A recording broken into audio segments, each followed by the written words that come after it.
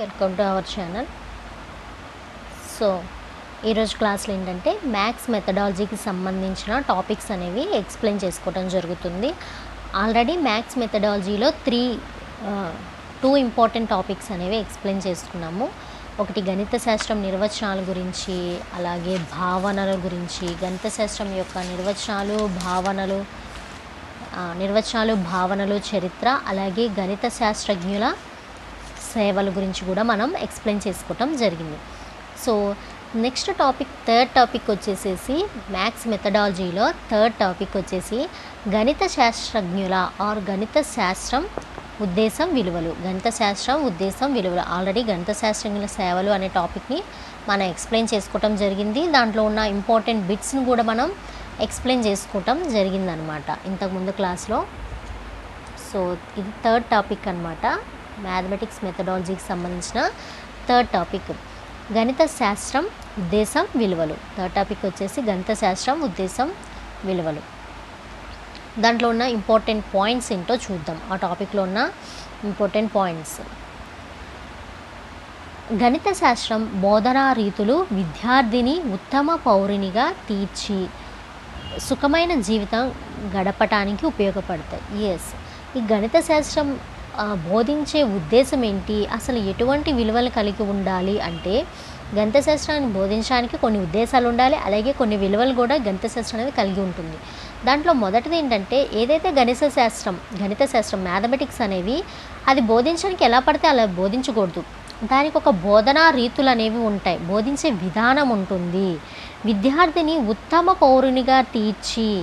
So ఈ గణిత శాస్త్రం బోధించేటప్పుడు ఒక ఉపాధ్యాయుడు టీచర్ ఏం గుర్తుంచుకోవాలంటే మనం టీచ్ చేసేది ఒక వేలో టీచ్ చేయాలి మ్యాథమెటిక్స్ని. అట్ ద సేమ్ టైం ఆ విద్యార్థి ఎవరైతే ఉన్నారో తనని ఒక ఉత్తమ పౌరునిగా తీర్చి తన యొక్క లైఫ్ అనేది సుఖమయమైన జీవితం గడపడానికి ఉపయోగపడతాయి. ఈ గణిత శాస్త్రం సంబంధించిన జ్ఞానం ఏదైతే నేర్చుకున్నారో ఆ విద్యార్థి అనే విధానంలో వాళ్ళకి టీచ్ చేయాలి. నెక్స్ట్ విద్యా ఉద్దేశాలు అనేవి విద్యా విధానంలో అంతిమ ఉద్దేశాలు. విద్యా ఉద్దేశాలు అనేవి విద్యా విధానంలో అంతిమ ఉద్దేశాలు, అంతే కదా. అంతిమ ఉద్దేశాలు ఏముంటాయి విద్యా విధానంలో?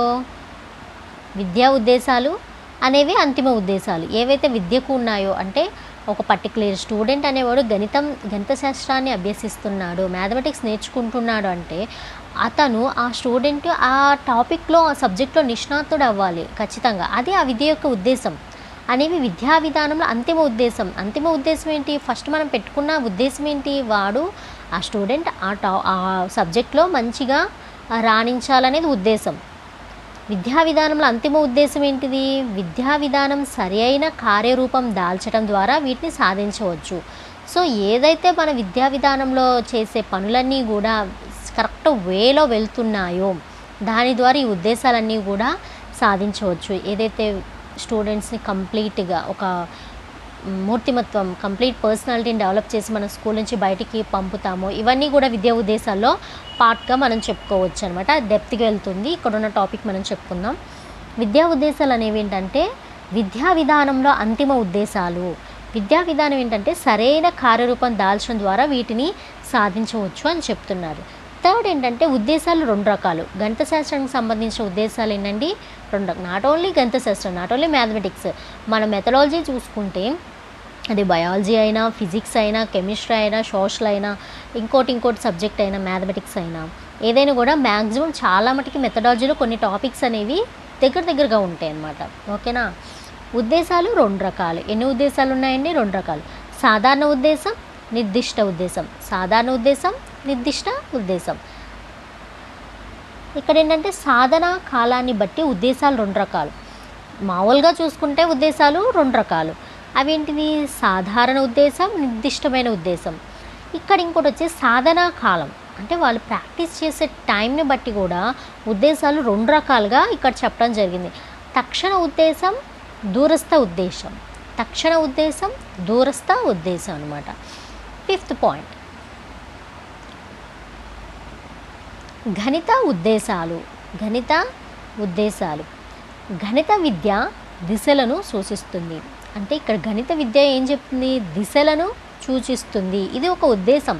ఏ దిశలో వెళ్ళాలి, ఎలా చదవాలి, ఎలా చెయ్యాలి, ప్రాబ్లమ్స్ ఎలా సాల్వ్ చేయాలి, ఇవన్నీ కూడా ఏంటి, గణిత విద్య నేర్చుకునే వాళ్ళకు ఆ వే అనేది తెలుస్తుంది. అది గణితం యొక్క మొదటి ఉద్దేశంగా ఇక్కడ ఇవ్వటం జరిగింది.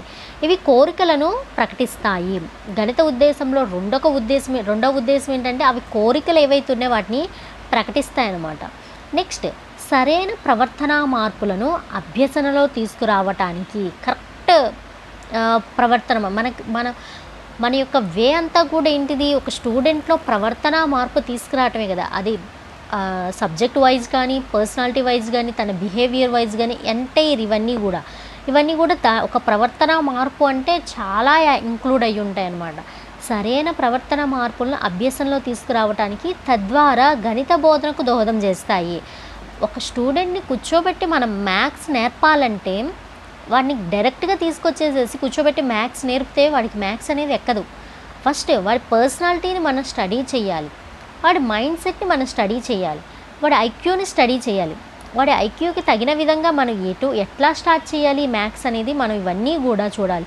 వాడి ప్రవర్తనను ఏం చేయాలి, మార్చాలి. అంటే towards the maths, towards the subject అనేది వాడిని ఫస్ట్ టర్న్ చేయాలన్నమాట. సరైన ప్రవర్తన మార్పును అభ్యాసంలో తీసుకురావటానికి తద్వారా ఫస్ట్ ప్రవర్తనలో మార్పు తీసుకొచ్చి తద్వారా తర్వాత గణిత బోధనకు దోహదం చేసే విధంగా కూడా అన్ని మౌల్డ్ చేయాలి. సో తద్వారా గణిత బోధనకు దోహదం చేస్తాయి. తర్వాత మాత్రమే ఫస్ట్ ప్రవర్తనలో మార్పు తీసుకురావాలి, తర్వాత గణిత బోధనకు దోహదం చేసే విధంగా వాడిని మౌల్డ్ చేయాలి అని చెప్తున్నారు. గణిత ఉపాధ్యాయుడు గణిత బోధనను ఎందుకు చేయాలో తెలుసుకోవటానికి సహకరిస్తాయి. గణిత ఉద్దేశం యొక్క ఉపయోగం ఏంటంటే, దాని యొక్క ఉద్దేశం ఏమిటంటే, మ్యాథ్స్ యొక్క ఉద్దేశం, మ్యాథమెటిక్ టీచర్ అనేవారు గణిత బోధనను ఎందుకు చేయాలో తెలుసుకోవటానికి, అసలు ఎందుకు వాళ్ళు మ్యాథ్స్ అనే సబ్జెక్ట్ని టీచ్ చేస్తున్నారు అని తెలుసుకోవాలంటే అది గణితం యొక్క ఉద్దేశాన్ని ఒకసారి స్టడీ చేస్తే తెలుసుకుంటే ఇవన్నీ కూడా తనకి ఆ మ్యాథమెటిక్స్ టీచర్కి సహకరిస్తాయి అని చెప్తున్నారు. స్థాయిని బట్టి మారుతూ ఉంటాయి. గణిత ఉద్దేశాలు ఏంటి, గణితం యొక్క స్థాయిని, డిఫికల్టీ లెవెల్ని బట్టి ఆర్ నెక్స్ట్ క్లాస్ని బట్టి. అంటే గణిత ఉద్దేశం 6th క్లాస్లో ఒక రకంగా ఉంటుంది, 7th ఒకలా ఉంటుంది, 10th ఒకలా ఉంటుంది, ఇంటర్మీడియట్లో ఒకటి ఉంటుంది. సో స్థాయిని బట్టి, క్లాసుని బట్టి ఏమవుతుంది, దీని యొక్క ఉద్దేశం అనేది మారుతుంది. దేని యొక్క ఉద్దేశం, గణితం యొక్క ఉద్దేశం, మ్యాథమెటిక్స్ యొక్క ఉద్దేశం. ఇదిగో చెప్పా కదండి, ప్రాథమికోన్నత, ఉన్నత, కళాశాల దశలో వేరుగా ఉంటుంది. ఎస్. సో 6th క్లాస్లో ఉన్నట్టే 7th క్లాస్లో ఉండాలని లేదు, 7th క్లాస్లో ఉన్నట్టే 10thలో ఉండాలని లేదు, 10thలో ఉన్నట్టే ఇంటర్లో ఉండాలని లేదు. ఇక్కడ స్థాయిని బట్టి డిఫికల్టీ లెవెల్ పెరిగే కొద్దీ గణితానికి ఉన్న ఉద్దేశాలు కూడా ఏమవుతాయి, చేంజ్ అవుతాయి అన్నమాట. ఫస్ట్ వచ్చేసి ప్రయోజనోద్దేశం. ఫస్ట్ వచ్చేసి ఏంటండి, ప్రయోజనోద్దేశం. గణిత శాస్త్రంలో సంఖ్యలను వాస్తవాలుగాను లేదా వాస్తవాలను సంఖ్యలుగాను మార్చే అవినాభావ సంబంధం ఉంటుంది. So what is the use అంటే, గణిత శాస్త్రంలో ఏంటి, సంఖ్యలను ఎలా మార్చవచ్చు, వాస్తవాలుగా మార్చవచ్చు. అట్ ద సేమ్ టైం వాస్తవాలను ఏం చేయొచ్చు, సంఖ్యలుగా మార్చే అవినాభావ సంబంధం ఉంటుంది. అది ఒక ప్రయోజనమే కదా.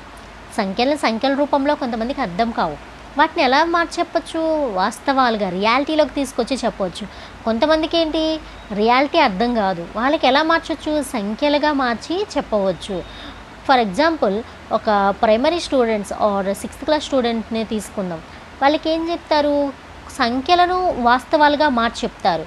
సో నీ దగ్గర ఇన్ని నెంబర్ ఆఫ్ చాక్లెట్స్ ఉన్నాయి, నీ దగ్గర ఇన్ని నెంబర్ ఆఫ్ బిస్కెట్స్ ఉన్నాయి అని చెప్పేసేసి, నీ దగ్గర ఇన్ని నెంబర్ ఆఫ్ క్యాండీస్ ఉన్నాయి, ఏదో ఒక రకంగా అలాగా వాళ్ళకి వాస్తవంగా వాళ్ళకి ఇచ్చి వాళ్ళకి చూపించి ఆ సంఖ్యలను ఎలా మార్చారు, అక్కడ వాస్తవ రూపంలో మార్చారు.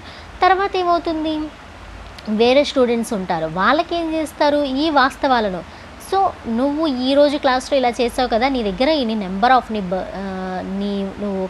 నీ దగ్గర ఉన్న ఫ్యూ చాక్లెట్స్లో నుంచి ఇన్ని చాక్లెట్స్ ఆల్రెడీ ఇచ్చావు కదా అని అలా ఏం చేశారు, వాస్తవాన్ని సంఖ్యలుగా మార్చి అవినాభావ సంబంధం దేనికి ఉంటుంది, గణిత శాస్త్రానికి ఉంటుంది. అది ఒక ప్రయోజన ఉద్దేశం. నెక్స్ట్, గణిత విద్యార్థులకు వాస్తవాలను సంఖ్యల రూపంలో, గణిత విద్యార్థులకు ఎవరైతే మ్యాథమెటిక్స్ నేర్చుకుంటున్నారో ఆ స్టూడెంట్స్కి ఏంటంటే వాస్తవాల సంఖ్యల రూపంలో క్లుప్తంగా ఉపయోగించడంలో విద్యార్థి తన ప్రతిభను కనపరిచేలాగా ఉండాలి. ఎస్, ఈ గణిత విద్యా విద్యార్థులకు ఏంటంటే వాస్తవాలను సంఖ్యల రూపంలో, అంటే ఏవైతే ఉన్నాయో రియాలిటీ, దాన్ని దేంట్లో మార్చుకోవచ్చు, సంఖ్యల్లో మార్చుకొని క్లుప్తంగా ఉపయోగించడంలో విద్యార్థి తన ప్రతిభను కనపరిచే విధంగా కూడా ఉంటుంది. అది ఒక ప్రయోజన ఉద్దేశం అనమాట. అది విద్యార్థి యొక్క టాలెంట్ని యూజ్ చేసుకోవటానికి, తన యొక్క టాలెంట్ని చూపించడానికి కూడా ఇక్కడ ఈ ఉద్దేశాలు అనేవి యూజ్ అవుతున్నాయి అని చెప్తున్నారు.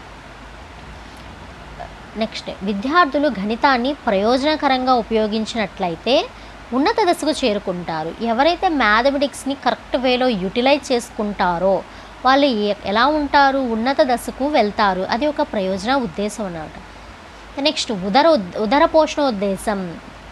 నెక్స్ట్ వచ్చేసి ఉదర పోషణ ఉద్దేశం. ప్రతి వ్యక్తి ఏ విద్యను నేర్చుకున్నప్పటికీ ఏంటంటే అది ప్రథమంగా ఉదర పోషణ అర్థమే, అంతే కదండి. కోటి విద్యలు కోటి కొరకే అంటారు కదా. సో ఎవరు ఏ కోర్స్ నేర్చుకున్నా, ఏ పని చేసినా, ఏ వృత్తిని వాళ్ళు అవలంబిస్తున్నా అదన్నీ కూడా దాని యొక్క మెయిన్ యొక్క ఎజెండా ఏంటి, ఉదర పోషణార్థమే అని చెప్తున్నారు. వ్యక్తులు వారి స్థాయిని బట్టి, అవకాశాన్ని బట్టి, నైపుణ్యాన్ని బట్టి వృత్తిగాను జీవన విధానంగాను ఎంచుకొని శాంతియుతంగా జీవించడానికి ప్రయత్నిస్తారు. వాళ్ళు ఏం చేస్తారు, వాళ్ళ యొక్క స్థాయిని బట్టి, వాళ్ళకి అందుబాటులో ఉన్న అవకాశాలను బట్టి, వాళ్ళ దగ్గర ఉన్న పర్టికులర్ స్కిల్స్ని బట్టి, అలాగే వాళ్ళు ఎంచుకున్న వృత్తిని బట్టి జీవన విధానంగాను, అంటే అదొక ఇంకా జీవన విధానం అంటే రోజువారీ మన యొక్క ఉదర పోషణకి యూజ్ అయ్యే ఒక జాబ్గా ఎంచుకొని శాంతియుతంగా జీవించడానికి ట్రై చేస్తారు. అది ఒక ఉద్దేశం అన్నమాట. నెక్స్ట్, ఆధునిక విజ్ఞాన శాస్త్రాలు, సాంకేతిక శాస్త్రాలు గణితాన్ని విరివిరిగా ఉపయోగించుకొని మానవునికి కావలసిన వివిధ రకాలైన యంత్ర సామాగ్రిని అందిస్తూ జీవన విధానాన్ని సరళీకృతం చేస్తున్నాయి. సో ఫర్ నవేడేస్, ప్రజెంట్ డేస్లో ఏంటంటే అన్నీ అప్లైడ్ వచ్చేసినాయి కదా. Applied biology, applied mathematics, applied psychology ఇలాగా వచ్చేసినాయి. కాబట్టి ఇవన్నీ ఏంటి, ఆధునిక విజ్ఞాన శాస్త్రం అంటే ప్రజెంట్ మోడర్న్ సైన్స్లో ఏంటంటే సాంకేతిక శాస్త్ర గణితాన్ని, సాంకేతిక శాస్త్రాలు అంటే టెక్నాలజీ రిలేటెడ్ సైన్స్ కూడా ఉంటుంది కదా, అవి ఏం చేస్తున్నారు, ఈ మ్యాథమెటిక్స్ని విరివిరిగా యూజ్ చేసుకుంటున్నారు.